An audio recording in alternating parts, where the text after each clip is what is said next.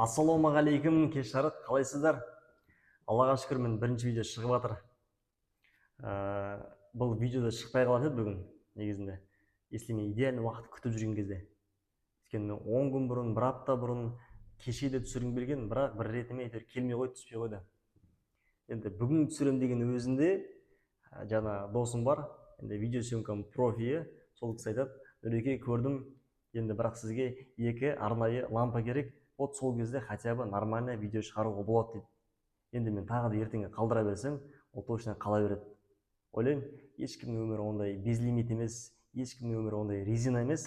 Лучше дәл қазір қолда не бар, сонымен нар тәуекел бастап кету керек. Егер дайын емеспін, сенімді емеспін десеңіз, біліп қою керек, что 100% дайын болған кезде істеймін емес, керісінше сіз істеген сайын сізге сенім келеді. Ол 100%.